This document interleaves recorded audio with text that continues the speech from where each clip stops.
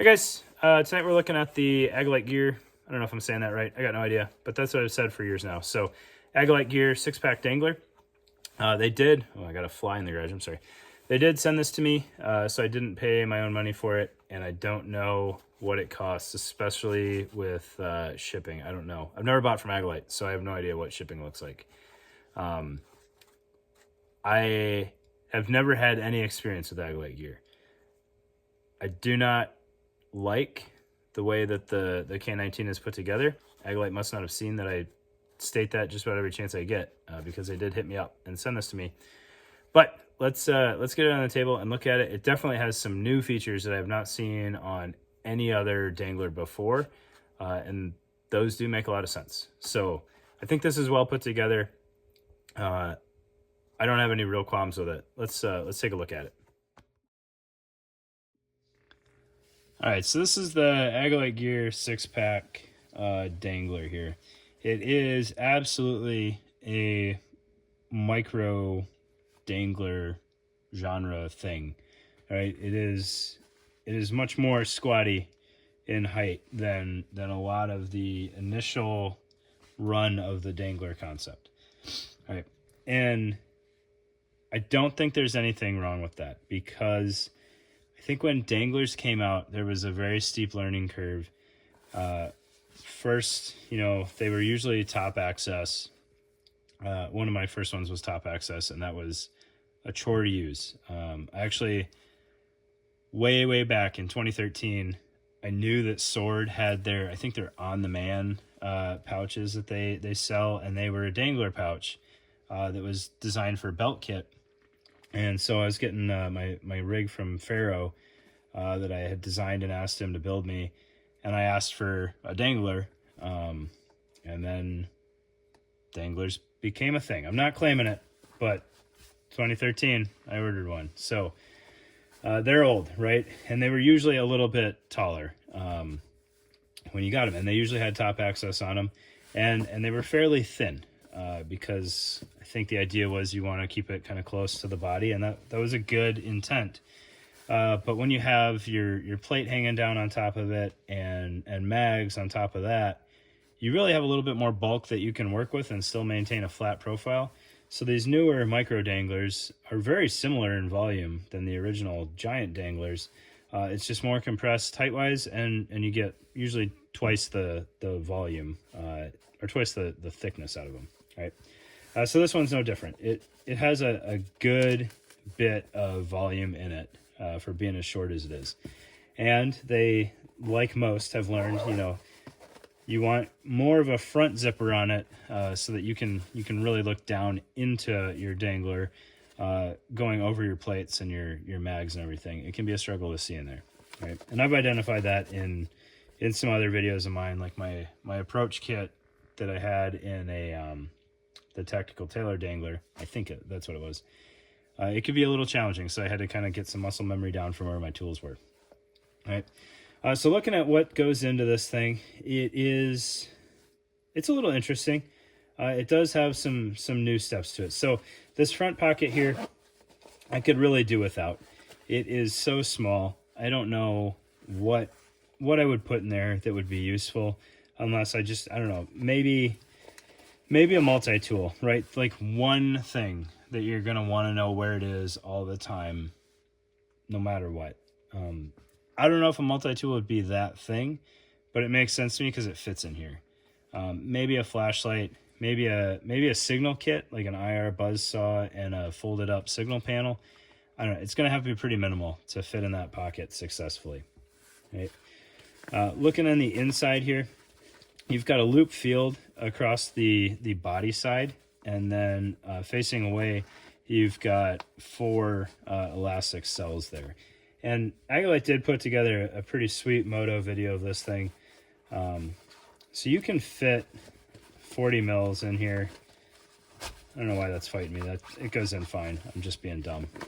And you can fit 4 of those pretty easily, and with them being on the outer face, as you kind of unzip this thing, they'll kind of lean away from you a little bit. You can access them really easily, and you can see you've still got a good bit of volume in there. So anything you had mounted on here would be fine.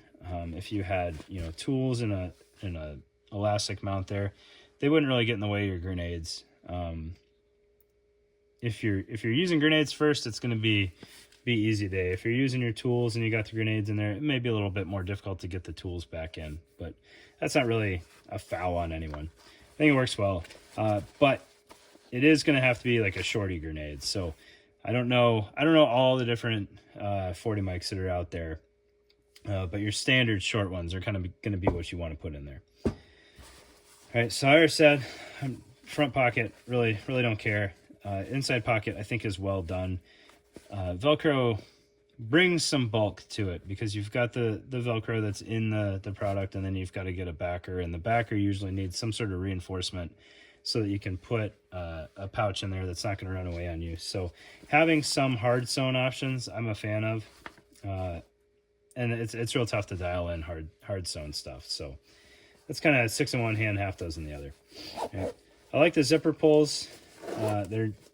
The main ones here are nice and long, so you're going to be able to find them without any issue. And it's got the shrink wrap on there, so they have some body to them without being a snag hazard. Like you're not going to hook that on anything like you would with just big paracord loops coming off of there, but you'll be able to find it nice and easily.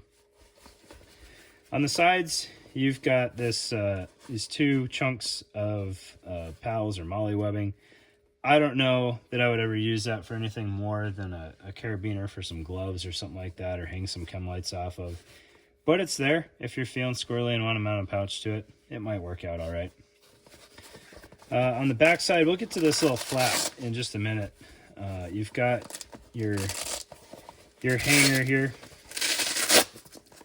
I do think the hanger could have been a good bit longer. Some plate bags are more forgiving than others. I don't know how this interfaces with the K19. I've never had my hands on one. So hopefully it interfaces with that well because it's their own product. But I definitely know I've run across plate carriers where this would not be enough flap, right? It's wide enough to engage with a lot of stuff, but it's not really tall enough, depending on how forgiving your plate carrier is, right?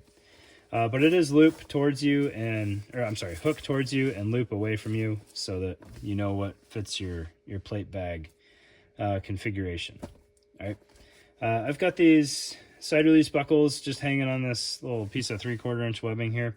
It would lock up better on this lower one, but then it would be kind of fanny pack in the middle of the pouch, which isn't quite as ideal. So I put it up here and we'll see how easy it is to come off. It may come off easier than I wish. The strap, I believe, is an added purchase. It's fairly priced, but it is not included. Right. So then kind of the real novel aspect of this is this flap that hangs under the pouch. And I do like this idea. So this is their attempt at underslinging a tourniquet. And the way that it does that is it uses this flap. So their sales pitch is it doesn't matter what's in the pouch, the tension on the tourniquet will always be the same. And I think there is some truth to that. If you have an elastic sleeve on your placard or your dangler, and the dangler's empty, there is less tension on that elastic sleeve than there is when it's full. You could, to an extent, say the same thing for shock cord, but I really don't like shock cord anyways, so I'm not there on that. All right, so you've got this elastic here with a slot for your tourniquet, and then you've got a couple additional slots so you can put chem lights or airways or Sharpies or whatever you want there. You also have this additional slightly larger slot here. It's not quite as big as the tourniquet slot, but it does have some nice width to it. And then once you've got that configured, then you just tighten it up to a point that makes sense. And the tension that's on this little hammock, if you will, really doesn't matter because all the tension is coming from where the elastic is sewn on the hammock. So you can increase tension for sure by really tightening it up against the bottom of the placard, but you're not counting on that to retain your tourniquet. What else I like about this is it lends itself well to not just carrying tourniquets. So you could absolutely put a pretty hearty chunk of nano in here, and you could run a second one, or you could have your igniters in here. You could have your nano there and your igniters there. And if you're feeling real squirrely, you could even tuck the caps into this little sleeve and this little sleeve. So they would be fairly well protected from just life in general. Maybe a little hokey having caps not ballistically protected, but plenty of dudes do it, and I think it's a viable option if that's something that you're comfortable doing. Then you just close that up there, and there you go. And that'll close up whether you've got the placard or the fanny pack just as well, right? If you really wanted to, you could probably even, put a little paracord loop on here so that as you have this thing mounted to your vest, you've got it hanging there. If you needed to get to this stuff quickly, you could have a little loop, because this might be kind of tricky to find, or you could just make this a little bit more bulky, and then you just pull that, and now all your stuff is readily accessible there. And I don't think it's intentionally going to engage like this, but you could even tuck it up on the front like that, so it's all right there. I do think that this is a pretty unique concept, and I would like to have seen it actually. It works fine as is, but I would really like to see it a little bit more full width to really protect that tourniquet. There's those studies that the Marines did on their tourniquets in Afghanistan, and they only lasted so long because they were swimming through mud and whatnot. But if you could cover the whole face, or just have enough hanging out to draw it, that'd be kind of neat, in my opinion. And it lends itself even better to some of those other items I talked about, like the nano. Not so much the caps, but your igniters would have a little bit more of a home there. Your Sharpie, your chem light, your flashlight, whatever you decided to mount in here, you could almost use it like a small tool roll. And if it was a little bit wider, it would retain those better. Like you could even do some crimpers in here if it was full width, which would be pretty slick. Because nothing scares me more than the sharp end of crimpers floating around randomly in my kit. So there it is. That's the Agilite 6-pack Dangler. Pretty well done. And I think it's fairly affordably priced, but I regret it. I forgot to check the price before I made this. So thanks, guys. Appreciate your time.